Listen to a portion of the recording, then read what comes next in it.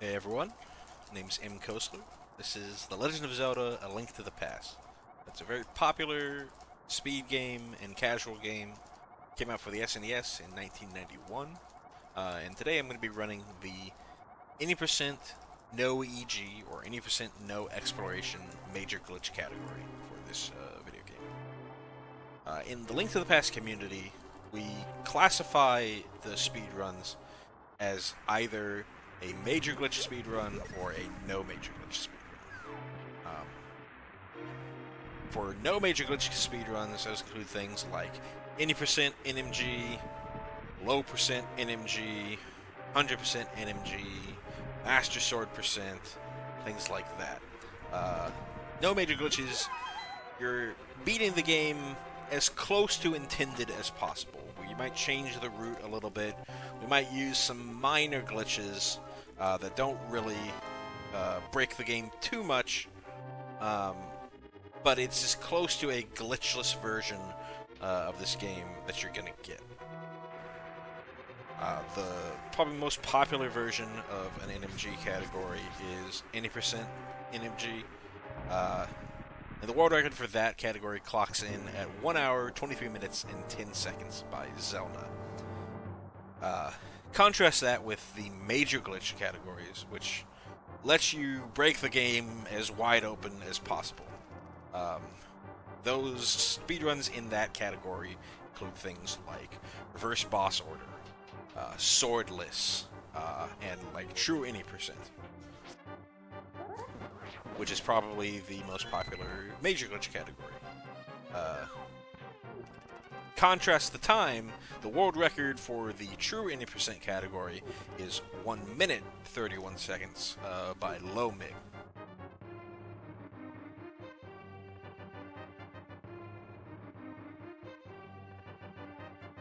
The reason that it's so low and that it's so short is there's a very powerful glitch in this video game called the exploration glitch. It essentially allows Link to traverse the underworld, which includes all the caves, all the dungeons. It allows him to traverse the underworld basically at his heart's content. So the true any percent version of the major glitch category is essentially you walk directly from Link's house to the Triforce Room.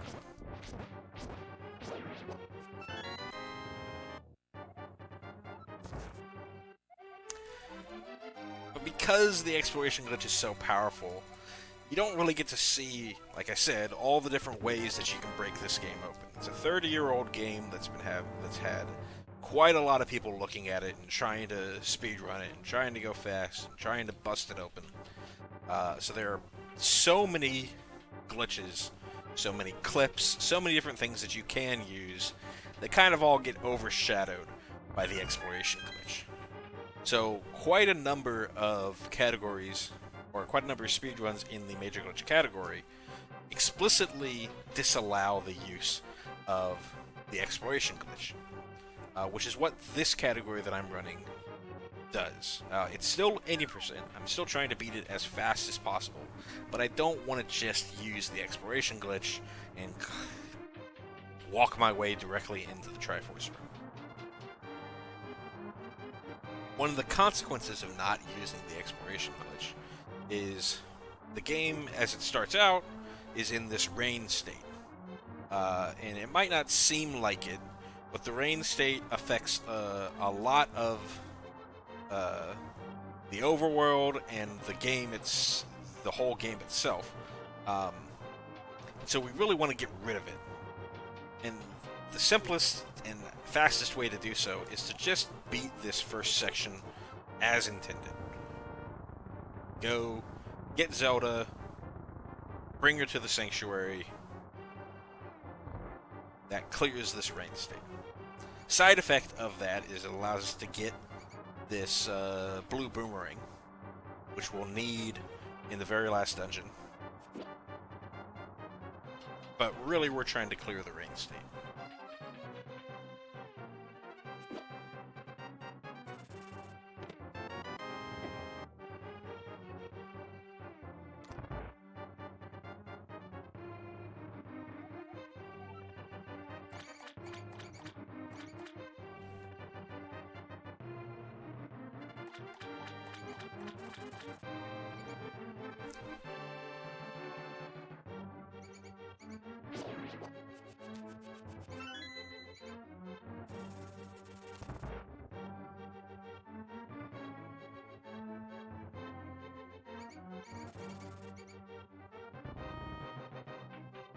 Be coming up onto a minor glitch that you see in essentially every run of Link to the Past.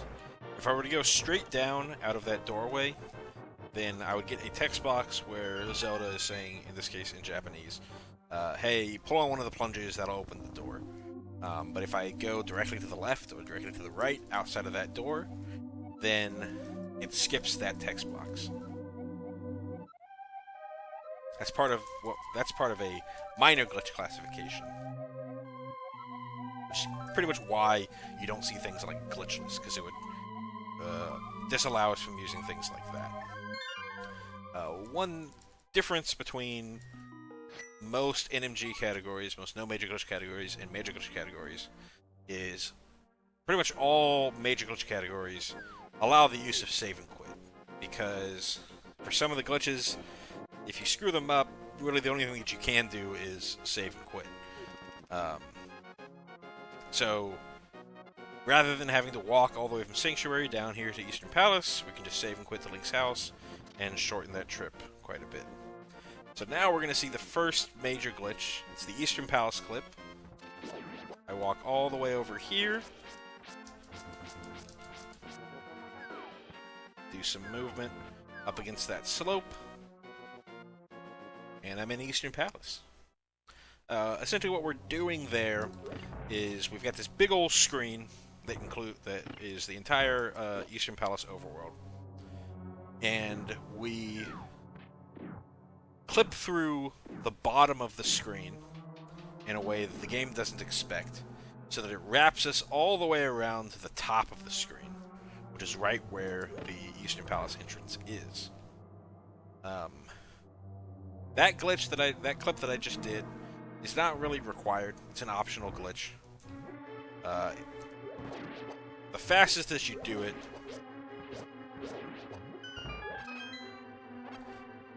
if you do it fast, kind of like how I did, then it'll save you probably about 6 seconds from just walking to the entrance as normal. But if you screw up with it a bit, take a lot of time, then you're going to lose time versus just walking up.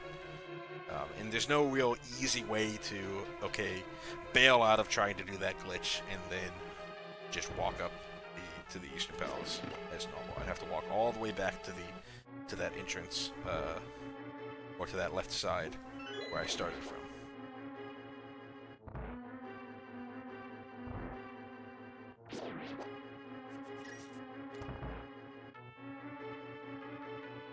You saw me turn around and pick up that cash. I need at least $10 before I get to the Tempered Sword, so I'm going to be trying to pick up cash along the way. There I did another minor glitch called the Eastern Palace Damage Boost. It allows me to get to that switch that then lets me create that chest that has the big key in it.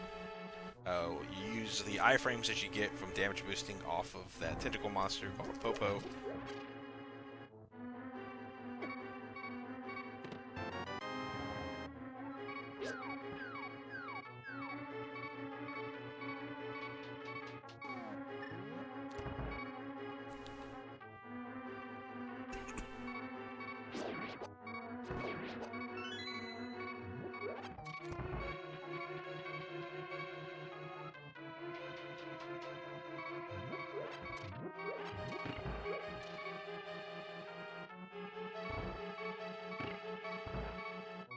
Mostly traversing this just as I would in any category that needs you to beat Eastern Palace.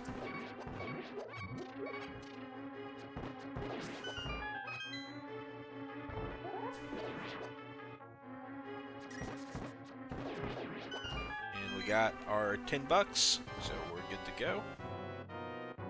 Now we have the Eastern Palace Quick Kill.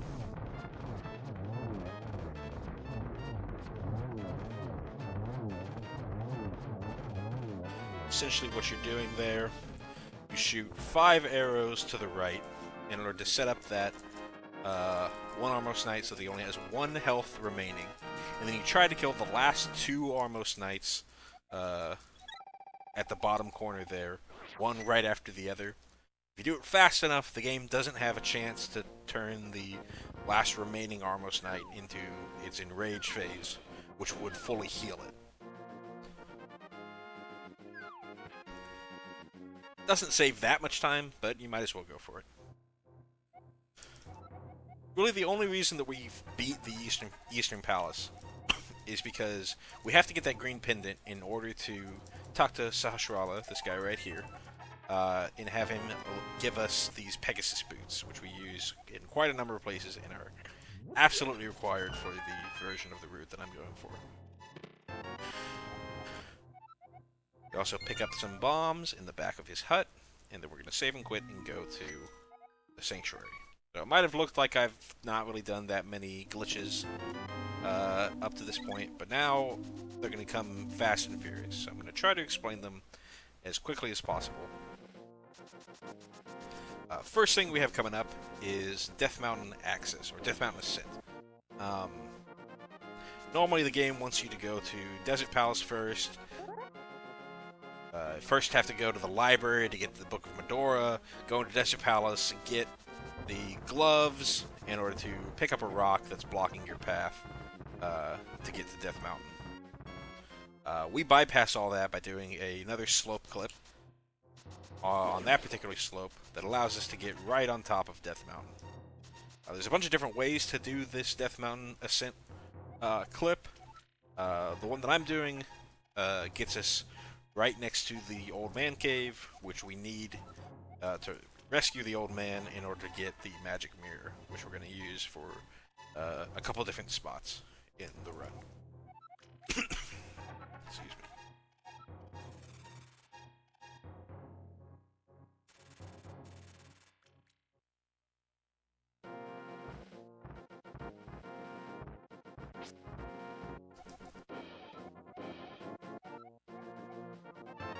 Oh, got the mirror. I'm gonna take a dip in. I took a lot of damage going up Death Mountain. So let's just take a dip in and talk to our buddy to get a refill. First thing I'm going to be doing is a minor glitch called Super Speed.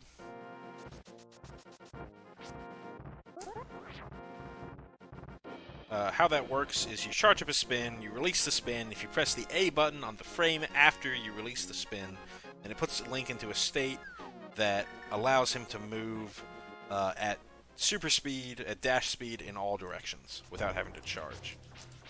So like I said, Fast and Furious. Next thing up, Kiki Skip. What we just did there is we clipped through that wall, and the underworld map is actually set up so that that particular cave that I clipped through gets you right to the Palace of Darkness, which is the first palace in the Dark World. It has the hammer. I did a version of Kiki Skip called a bomb clip that's relatively new for this category. You used to have to do, we call them one-frame clips because it requires a lot of one-frame movements in order to clip into the wall there. Now I'm doing something called Hammer Yump.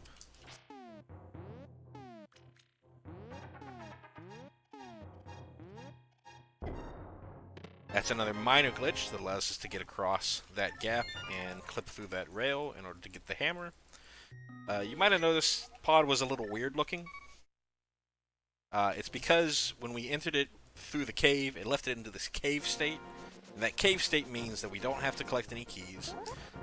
None of the enemies are spawned, and the bridge for hammer jump that usually you have to pay attention to doesn't fall.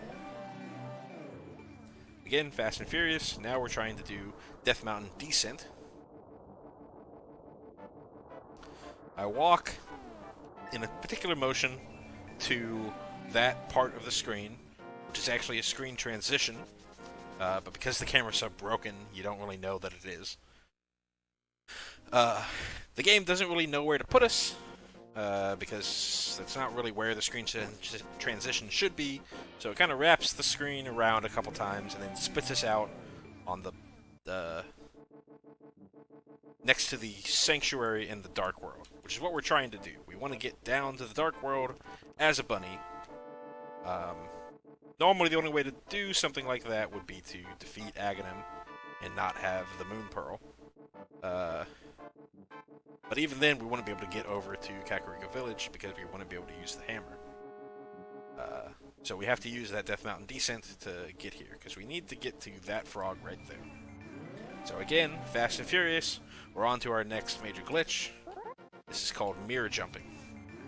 So first thing that I'm doing is I'm going to be mirroring back and forth between Dark World and Light World to move this portal onto that set of stairs in front of the library.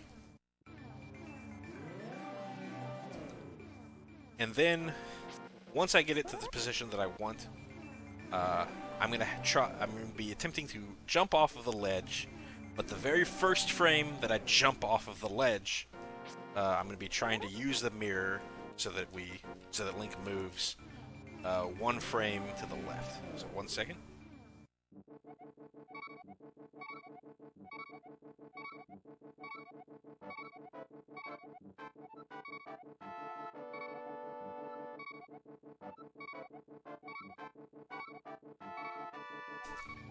Too early.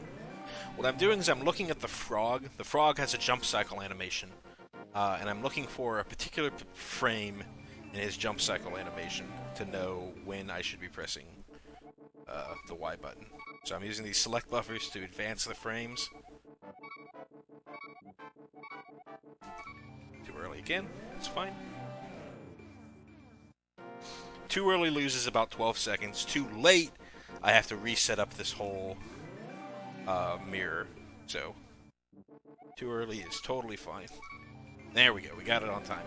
So if you might have noticed, the bunny sort of started to leap, but I was able to press the mirror before I went too far down. And that actually moved me just enough so that I can walk around those rocks that I normally would not be able to get around without the Titan's Mitts. So now, I bring that frog to the light world. He turns out he's a dwarven blacksmith. Bring him to his friend at the blacksmith shop in Kakariko Village, and they'll upgrade my sword from whatever to tempered sword. Usually it'd be from master to tempered sword, but we're skipping the whole master sword.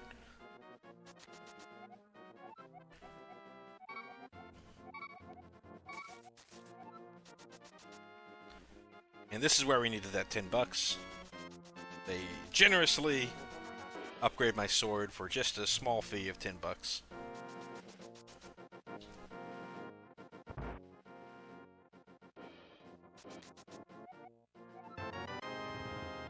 So now we got a tempered sword, we got the hammer, we got the lamp, we got the boomerang, and we got the bow and arrow, and we got some bombs. Let's go climb Ganon's tower. So I'm doing a similar clip to what I did for Death Mountain Descent. Making my way to that Dark World portal. Except instead of going to the left, I'm now going to be going down right here. Transitioning back to the light world.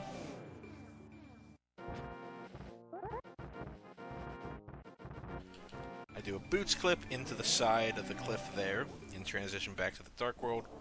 Position my bunny into a particular spot. Jump down. The mirror there's another wrap around. Puts me into the little staircase for entering Ganon's tower. So now I'm in Ganon's tower. Problem is, I'm a bunny. We gotta fix that. So we go and get ourselves killed, and that'll fix it.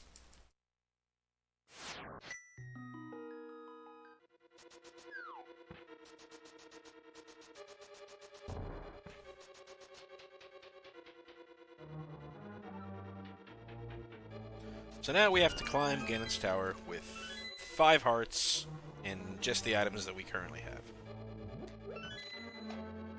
A tough task, but it's totally doable. This next room, normally you'd have to go to... You'd normally traverse it with your hookshot, but you can just do these bonks to get across these gaps.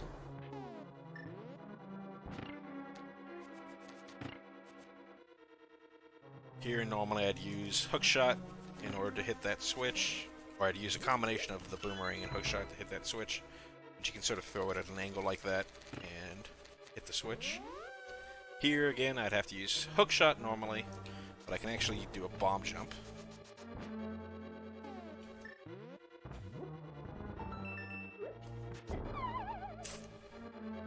That's fine. We'll just go with the baby version of the bomb jump.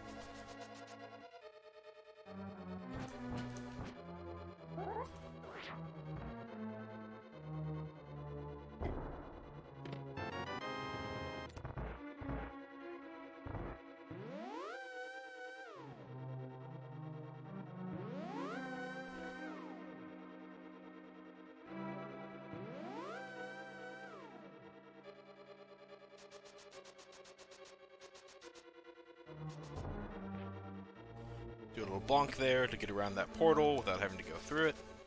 See that in basically every speedrun that goes through Ganon's Tower.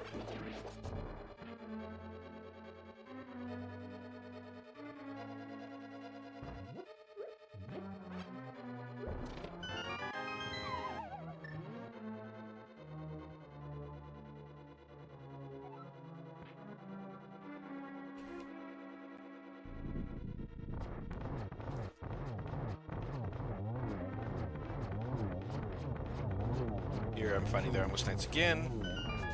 Can do a similar quick kill.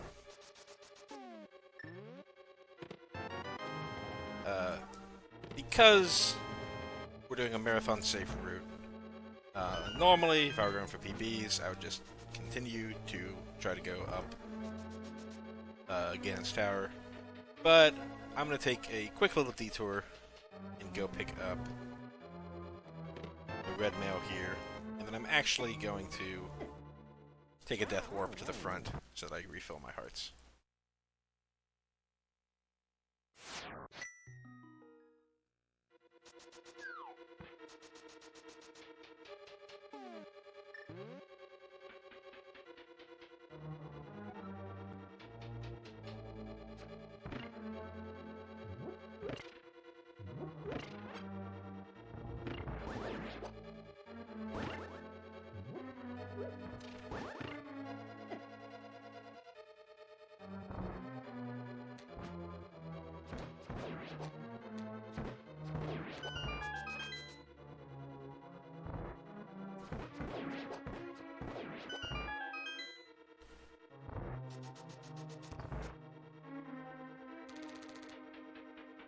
The red mail helps a lot with enemy damage, but environmental damage is still going to deal 1 heart each. So, even though I got red mail, it doesn't necessarily mean that this is completely breezy.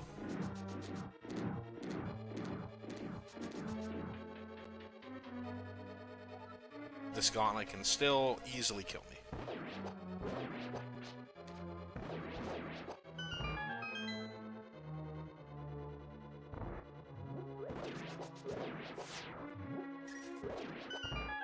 Pick up that heart.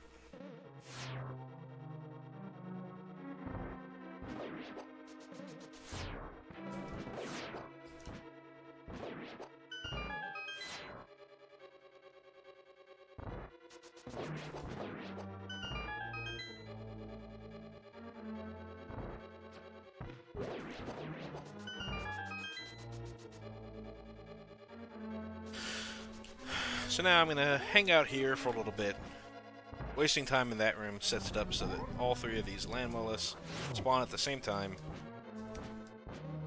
so I can get in.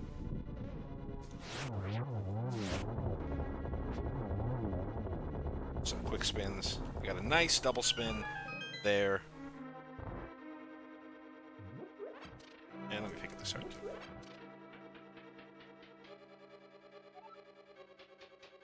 Normally I have the Cane of Samaria in order to get through there, but you can still one-cycle that room with the bow and arrow. You can actually do it as well here, but this one's pretty tough. Let's see if I get it. Ooh, got it.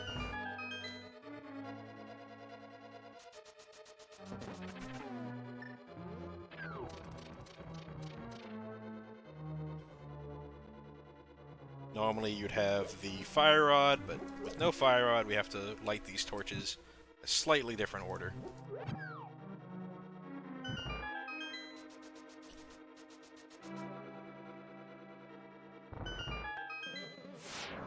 And you might think for this torch room there's no way to get across, but your lamp can actually reach over that gap.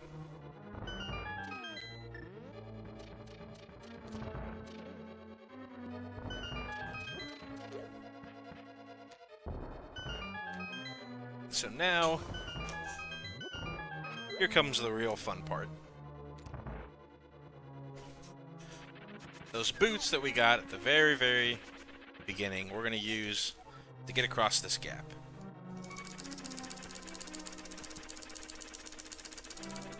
Using a trick called hovering. How hovering works is you have to release the A button for 1 frame every 1 to 30 frames. And doing so prevents the game from actually making Link fall through the hole that he's trying to cross. Now, we're at the top of Ganon's Tower. It's time to fight Aghanim, but it's a little different. If you ever played this game casually or speedrun it, you might be wondering why I'm fighting Aghanim 1. Whenever you enter a Dark World dungeon as a bunny and then get yourself killed, what the game does is it puts you into a state called Fake Dark World. Fake Dark World, which is Dark World with Light World characteristics. The astute observer might have noticed that the pots in the dungeon weren't the skull pots that you normally see in Dark World dungeons. They were the brown pots that you normally see in Light World dungeons. And so because of that, when I get to the top here, the game goes, okay, I need to load Aghanim, the Aghanim fight. Which one should I load? I'll load the Light World version of the Aghanim fight. So it loads Aghanim 1. And it causes some weird little glitches. It also means that I have to go through this RNG fest. This blue ball RNG fest. Every second, third, and fourth shot between lightning cycle phases has a 50-50 chance of being a shot that I can reflect back at him and deal damage to him, or a shot of blue balls like that just disperse when I spin attack them. So far, this has been a really poor. This has been really poor RNG. The most blue balls that you can get is 15 if you don't miss the first shot of each cycle, which is guaranteed to be something that you can reflect back and hit. I honestly lost count. That was a lot of blue balls. But we defeated Aghanim. So now it's time to defeat Ganon. Might notice that I don't quite have that tempered sword anymore. I have this charcoal sword.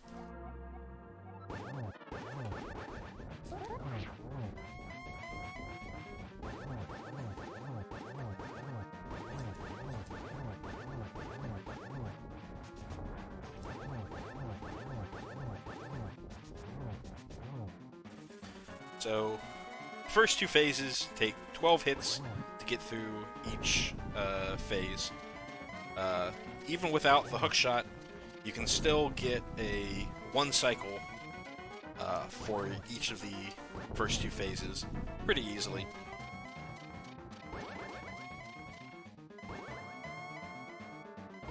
Next thing is phase. Right now we're in phase 3. And so when it's setting up for phase 4, this did a glitch called torch glitch.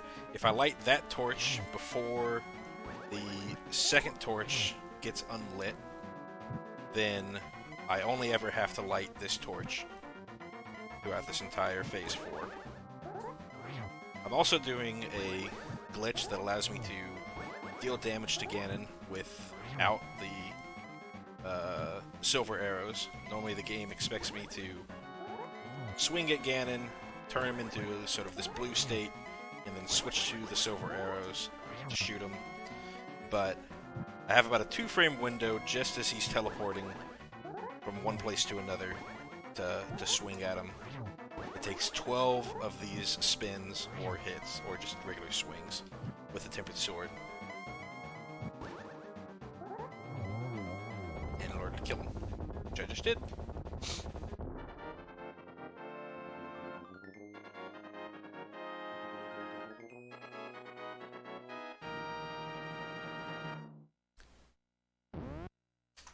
There you have it. That's been The Legend of Zelda, Link to the Past, 80% No NG. Once again, my name is M. Kostler, and thank you for watching.